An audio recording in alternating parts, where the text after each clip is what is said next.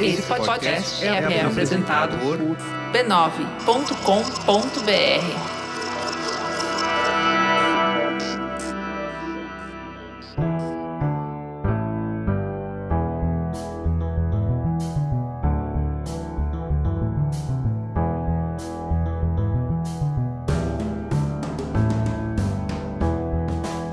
Mamileiros e mamiletes, eu sou a Juva Lauer. Eu sou a Cris Bartz. Bem-vindos ao Que Elas Querem, uma minissérie feita pelo Mamilos com apoio de L'Oréal Paris. E o que a gente quer, Juliana?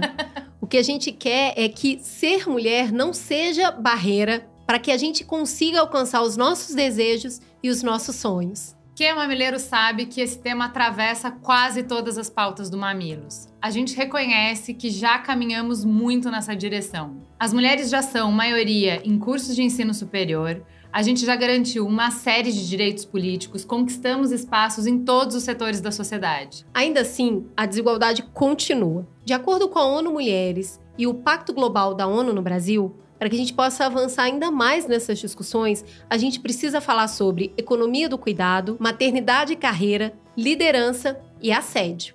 E vocês sabem que o Mamilos está aqui justamente para promover essas conversas urgentes e importantes. E para isso, convocamos um quarteto extraordinário. São 4 mulheres que estão no mundo promovendo a mudança a cada dia. Bora que a gente tem muita conversa de peito aberto pela frente e você pode acompanhar os 4 episódios dessa minissérie no YouTube para também ver a nossa carinha das nossas convidadas ou escutar na sua plataforma de áudio preferida. Vamos juntas!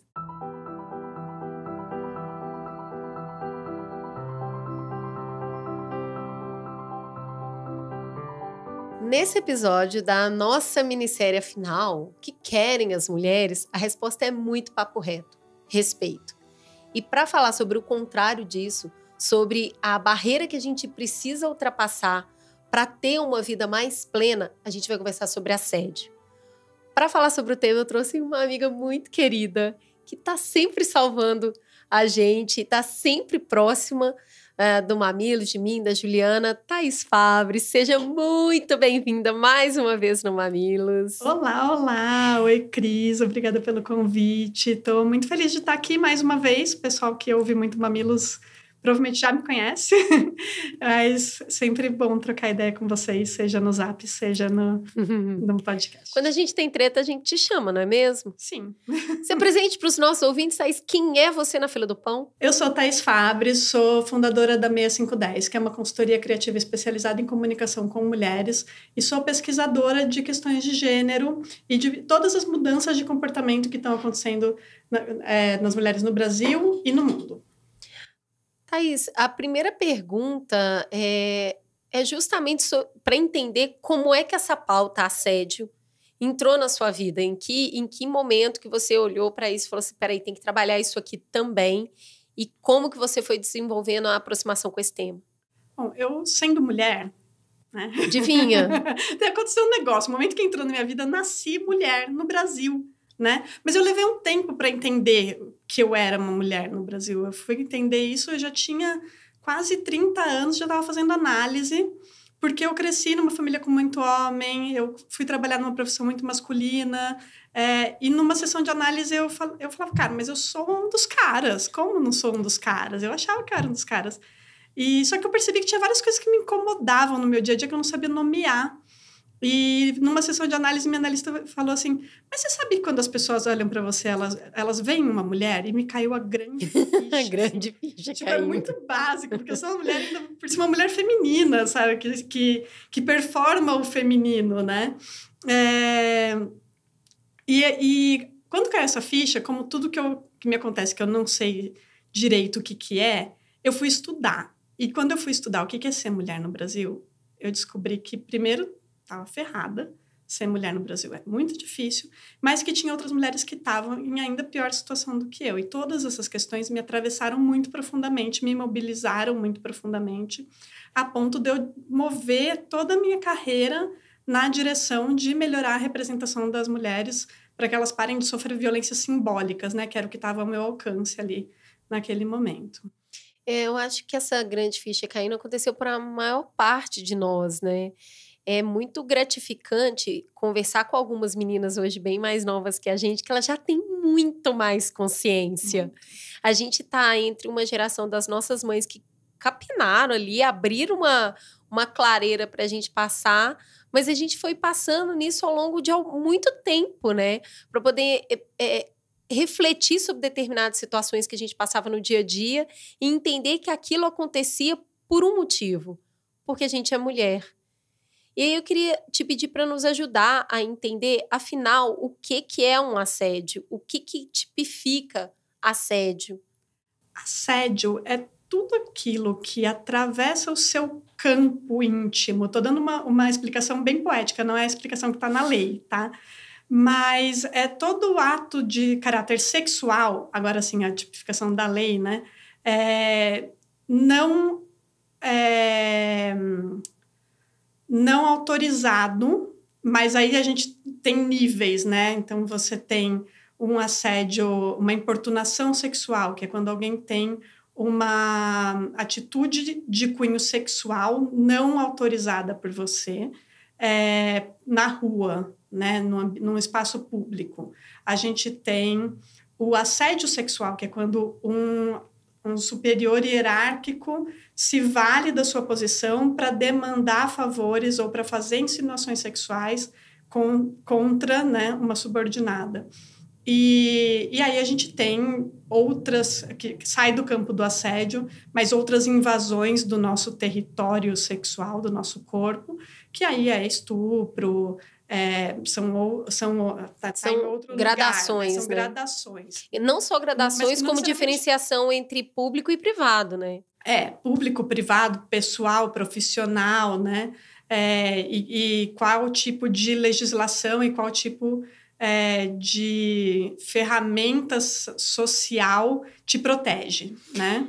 Cara, e assim, eu trouxe dados, eu trouxe um número aqui sobre o aumento de denúncias no Fórum de Segurança de 2020, mais de 26 milhões de mulheres relataram que sofreram assédio no trabalho e importunação sexual, que aí a gente está falando de espaço público, mesmo no meio de uma pandemia. Então, assim, não tá fácil, mas não tá fácil mesmo.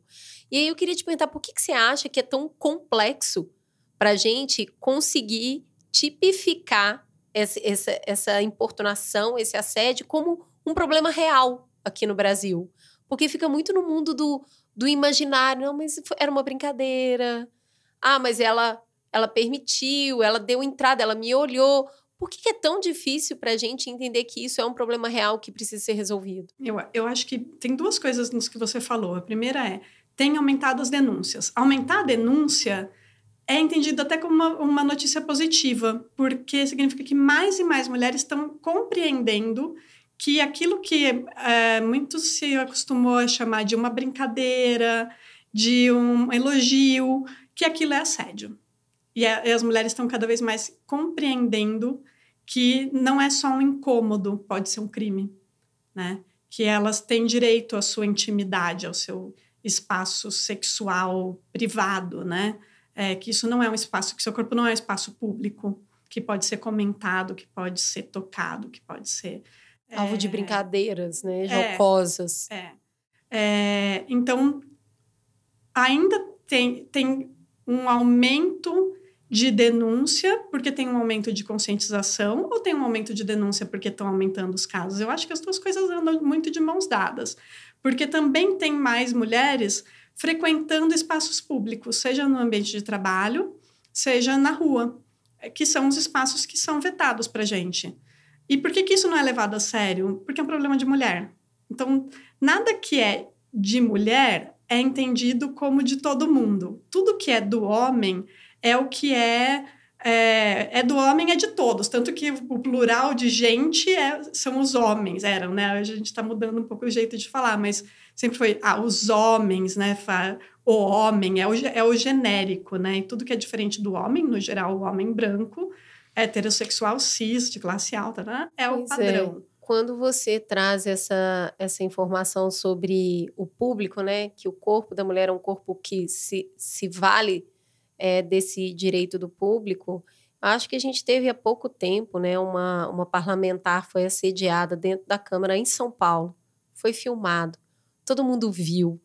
Todo mundo percebeu o que aconteceu. E a certeza de que isso não vai levar a sério é tão presente que a pessoa não se sente, o homem não se sente envergonhado de fazer, ele não faz questão de esconder, porque ainda fica nesse campo do, será que ele fez sério? E eu acho isso tão prejudicial para nós mulheres, não só nesse campo do respeito, mas é um campo psíquico, do entendimento real do que está acontecendo com você. Sim. Porque quando você fala que sofreu uma violência, a pessoa fala, não foi nada disso não, é coisa da sua cabeça. Esse é coisa da sua cabeça te coloca num espaço de dúvida de si mesmo. Isso não vem só de homens, vem de outras mulheres, inclusive. Não, imagina, você imaginou isso. E aí a gente vai parando de acreditar na gente mesmo. Será que foi isso mesmo? Esse lugar, eu queria te perguntar, que esse lugar dessa dúvida, como que você acha que a gente pode se fortalecer, acreditar mais na gente, entender melhor o que está acontecendo com a gente, qual que é o caminho para a gente tirar a dúvida quando tem outras pessoas colocando a dúvida na gente? Acontece com as mulheres há muitos séculos. Nós perdemos autonomia sobre os nossos corpos. Então, a gente não está falando de uma coisa de uma geração, de 2 gerações. A gente está falando de algo que vem de séculos e talvez mais, né? Estou falando assim, a perda de autonomia, ela foi sendo gradativa sobre os nossos corpos. Então, quando você nem entende que esse corpo é seu e que esse corpo não pode ser tocado, que ele não pode ser comentado, como que você vai ter certeza de que alguém está fazendo uma coisa que não pode? Então, uma coisa que seria fundamental, a educação sexual nas escolas, para que o conceito de intimidade, de privacidade, ele já fosse assimilado desde criança pelos meninos e meninas. Porque também a gente fala, a mulher tem que entender isso, aquilo, mas e o homem que assedia? Né? Como que a gente faz com que os homens parem de assediar? Precisa ter um entendimento muito básico e que venha desde muito cedo sobre o fato da mulher ser um ser autônomo, o fato tão básico de que mulher é gente, né? E pessoa de direito, né? É uma pessoa de direito. É um corpo de direito que merece ser respeitado e merece dignidade. Eu acho que quando a gente fala assédio, ainda pode ficar um pouco etéreo para as pessoas a respeito do que a gente está se referindo. Eu trouxe uns dados bem interessantes que vêm da pesquisa Ipsos, vem da pesquisa do Instituto Ipsos, sobre, beleza, e aí, do que vocês estão falando afinal? Então, fizeram essa pesquisa com as mulheres, perguntando se elas já tinham passado por situações desse tipo. E, em primeiro lugar, 67% das mulheres responderam olhares fixos e maliciosos. A mulher sabe. E é muito interessante isso, porque quando você pergunta para um homem, ele não percebe. Você está com um amigo e você fala assim, cara, que chato o jeito que aquele cara está me olhando. Ele, como assim? Eu não percebi nada. Mas a gente sabe que a gente se sente em risco. Eu acho isso muito interessante, porque isso vem do bicho mesmo. Do ser humano bicho, que sabe a hora que está correndo risco. Ele tem um instinto de se defender. Então, esses olhares fixos e maliciosos, em segundo lugar, com 59%, está empatado com outras questões, vem assovios, estalo de lábios, ruídos. Quem nunca passou na rua e ouviu um... engraçado, tá escrito ruídos. E toda mulher sabe que ruído é esse, né? A gente sabe o que é. Também 59% disseram já terem ouvido comentários e piadas sobre o seu corpo. Também 59% das mulheres afirmam já ter sido chamado por nomes ditos carinhosos como bebê, boneca, lindeza. Que é esse lugar da intimidade forçada que me mata, sabe? A pessoa não te conhece, ela nunca te viu. E ela se dá o direito de forçar uma intimidade com você. 57% já sofreu pressão por encontro ou fornecer o telefone. Esse dado aqui mexe particularmente comigo, sabe? Porque é isso, da tomada de consciência, né? A hora que você para e fala, caramba, realmente, quando eu era adolescente, quando eu era mais jovem, tinha uma insistência. E eu chamava isso de insistência. Nossa, que pessoa insistente, que pessoa chata. Hoje você fala, isso é um assédio, essa pessoa está me assediando. As palavras têm muito poder. Sim, nesse lugar. Quando eu era adolescente, era comum ir pra balada e o cara te pegar pelo braço ou até te dar um mata-leão. E a gente não sabia que isso era assédio. A gente achava que era normal. Pois é. E a gente, às vezes, até dava um beijo para se livrar. Tem isso. Cedi pro cara me deixar em paz. Eu acho que muitas mulheres da nossa idade já fez isso, entendeu? Se eu te der um beijo, você desaparece, você para de me encher a paciência pra eu curtir a noite, pra eu ficar... beleza. E aí você fazia isso desde escola, né? Sim. Desde escola. 51% das mulheres disseram que já ouviram perguntas invasivas sobre a sua vida pessoal. Então é isso, né? E aí, é casada, tem namorado, tá solteira? E até propostas, né, que vêm a partir disso. 48% já sofreu toque, abraço, beijo indesejado, que é um pouco disso que você está falando. 38% já foi seguida. Quem já foi sabe o quanto isso é apavorante, o quanto você se sente em risco, sente a sua vida ameaçada. Principalmente, quantas de nós volta tarde da escola, da faculdade, do trabalho, e você não tem controle sobre quem vai estar na rua na hora que você descer do ônibus, sabe? Tem um dado que eu não vou lembrar de cabeça agora, mas tem um percentual muito alto de mulheres que já deixaram de fazer alguma coisa ou ir a algum lugar, inclusive a escola, porque tinham medo de ser assediadas. Porque tinham medo de ser seguida na rua, porque a rua não é um lugar seguro. Pois é, essa pergunta é um checklist que passa na nossa cabeça. Se você me ligar, mandar um WhatsApp, Cris, vamos em tal lugar? Automaticamente eu penso, que hora, como é que eu vou chegar lá, que roupa que dá para ir nesse lugar, como é que eu vou voltar, mas eu vou voltar sozinha? Então, assim, automaticamente você faz um checklist de ida e volta e de permanência e muitas vezes você não vai. Você fala, não vou. 31% já mostraram para essas mulheres parte do corpo.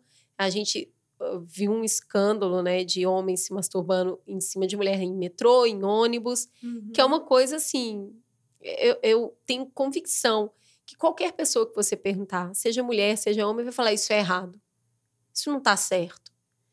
E aí eu acho que a gente se perde um pouco nessas estatísticas aqui, porque a gente começa nesses olhares maliciosos e aí ninguém faz nada.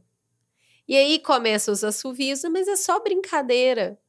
Vai progredindo isso. Chama, aí ninguém faz nada. A hora que chega um homem se masturbando em cima de uma mulher no transporte público, todo mundo fica horrorizado. Mas também ninguém faz nada. Eu queria te perguntar como é que você vê essa escalada, que todo mundo horroriza com a gradação mais alta, mas ignora o caminho para chegar até essa. Sabe como tem o dito popular? Eu acho que o dito popular, ele revela muito sobre a sociedade, né? Tem o dito popular, em briga de marido e mulher não se mexe a colher, e tem o olhar não tira pedaço. Pô, olhar tira pedaço sim. Se a gente parasse aqui, sabe assim, não invada o meu espaço com o seu olhar, se aqui tivesse traçado a linha, talvez a gente chegasse menos. Vou dizer que porque eu acho que vai demorar muito para a gente zerar, né, esse tipo de atitude. Mas tem que ser traçada a linha numa tolerância zero mesmo, sabe? Não é para olhar, isso não é civilizado, não é... E quando a gente está falando olhar, não é olhar na direção da pessoa, vai... Não é a paquera. Gente sabe o que é. Não é paquera, é paquera. Não, e olhou para a pessoa não é um problema. Paquerar não é um problema. A gente sabe do que a gente está falando quando é esse olhar fixo, quando é esse olhar muito malicioso e ele é invasivo e você já olhou para outro lado, olhou para o outro e a pessoa não para. E você tem toda a razão quando você fala que quase ninguém ajuda.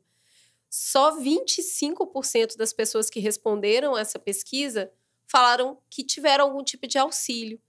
E quando a pesquisa evolui para por que as pessoas não ajudam, as respostas são: ninguém mais estava fazendo nada, eu tenho medo de piorar a situação, é inofensivo, certo? Como que você acha que a gente pode caminhar para sair desse lugar de eu não ajudo? Eu acho que o primeiro passo é conscientizar. Então, se mais pessoas souberem que esses gestos não só são errados, como estão cada vez mais próximos, a maior parte deles, de se tornar ilegais, porque hoje a importunação sexual, né, que é o crime no espaço público, ele é só se tiver toque, né, e ele vai do toque indesejado até o cara que se masturba no metrô, tá dentro da importunação sexual, o olhar, o assovio, o gesto, eles não estão. E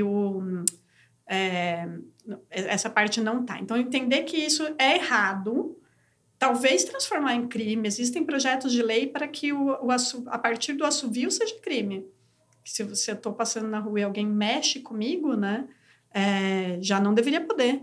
Eu deveria poder andar sem ser importunada. Então, o primeiro passo, eu acho que é esse, de conscientização.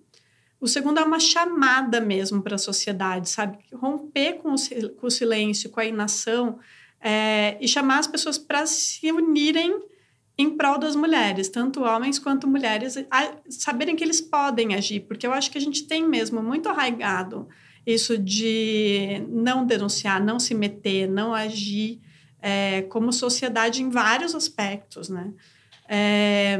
E o terceiro é que a denúncia tenha resultado, porque quando a denúncia, se você denuncia até mesmo crimes tipificados na Lei Maria da Penha, você vai a uma delegacia da mulher, quem já foi a uma delegacia da mulher acompanhar qualquer tipo de caso de violência contra a mulher sabe que é difícil ser atendido, que muitas vezes as mulheres são desestimuladas, que elas voltam para casa e nada acontece. Então, precisa que algo aconteça. Gente, eu não sou punitivista. Quando eu digo algo aconteça, não é necessariamente prender o assediador. A coisa que mais funciona na Lei Maria da Penha, por exemplo, são rodas de conversa com os homens assediadores. Conscientização, né? Em que eles se conscientizam de que a mulher é gente. E isso é o que funciona, que eles deixam de ser reincidentes. Quem participa desses grupos deixa de ser reincidente. Quem é preso sai da prisão e volta a bater na mulher. Então, ações semelhantes a gente precisa de uma mudança consistente, né? E, mas caminhando aqui para o final, eu vi uma piada que eu achei muito engraçada, que se algum homem tiver dúvida se é assédio ou não, você faria com o The Rock? Então, The Rock é um cara grande, é um ator gigante, que um monte de filme que bate. Você olharia assim pro The Rock? Você faria esse ruído para o The Rock? Se você não faria com o The Rock, não faça com nenhuma mulher. Você chamaria ele de boneca? De princesa? Não, né? E eu achei engraçada essa comparação, porque é esse lugar, quando você percebe que você não faria aquilo com uma pessoa maior que você e que poderia revidar e poderia te aniquilar o seu poder sobre ela, aí você não faz. Sim. E eu acho isso uma boa métrica para perceber se é assédio ou não. Não só para o homem saber se ele testar o assediômetro dele, mas para a mulher também entender se ela está sofrendo um assédio ou não. Se você fosse um homem, quando você entra na sala de reunião para uma reunião, a primeira coisa que falariam é como você está linda hoje? Se você fosse homem, falariam da sua roupa? Mas tem muita coisa que também, se você fosse homem e fizessem, não ia ter o mesmo peso. Não é o mesmo peso. Não é o mesmo peso. Eu estava até pensando, tem uma frase do Freud que ele fala: tudo é sobre sexo, menos sexo, que é sobre poder.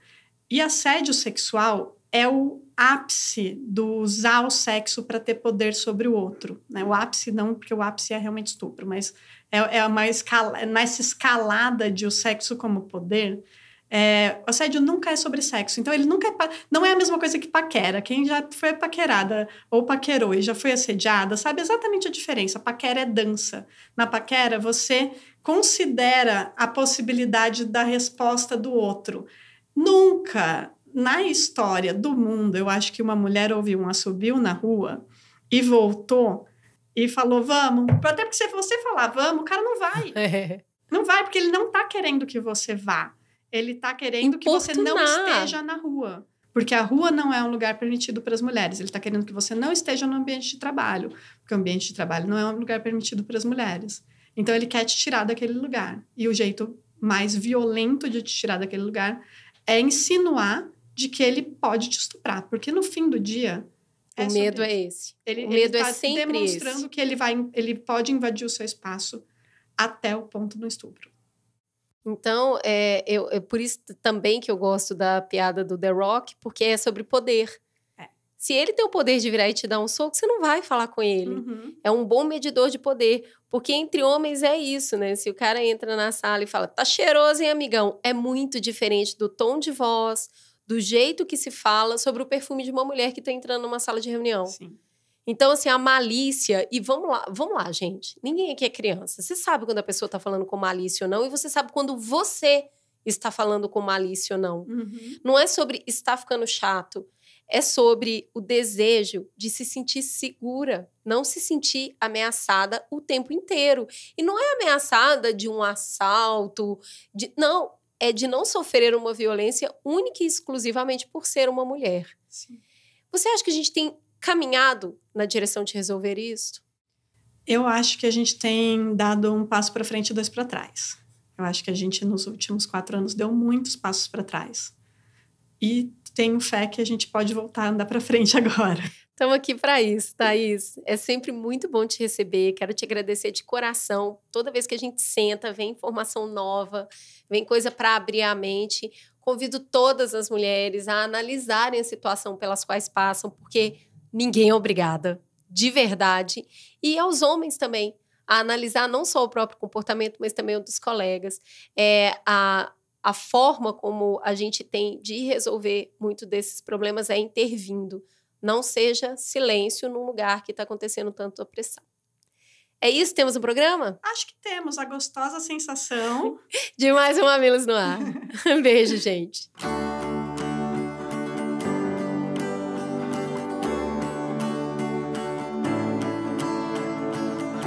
Em 2021, a L'Oréal Paris, reforçando o compromisso de apoiar as mulheres na sua jornada, deu mais um passo importante para a luta da sociedade contra o assédio. L'Oréal Paris trouxe para o Brasil a plataforma anti-assédio Stand Up, para educar e empoderar aqueles que já sofreram ou que já presenciaram abusos em ambientes públicos. Os dados sobre o tema são alarmantes. 88% das mulheres já teve uma experiência pessoal de assédio sexual como vítima. 84% já teve uma experiência pessoal de assédio sexual como testemunha. E 86% sentem falta de um treinamento de como intervir para acabar com o assédio sexual. Os dados são do Instituto Ipsos. Stand Up é uma plataforma global desenvolvida pela L'Oréal Paris em parceria com a ONG Right to Be, com o intuito de combater o assédio nas ruas, para garantir que todas as mulheres se sintam seguras e confiantes para andar livremente em direção dos seus destinos, através da metodologia comprovada dos 5Ds. Distrair, delegar, documentar, direcionar e dialogar. Essa metodologia auxilia tanto homens quanto mulheres a intervir com segurança diante de situações de assédio, sejam como testemunhas ou como vítimas. Você pode fazer o treinamento gratuito do stand-up em apenas 10 minutos na plataforma standup-brasil.com. Vem que é muito boa!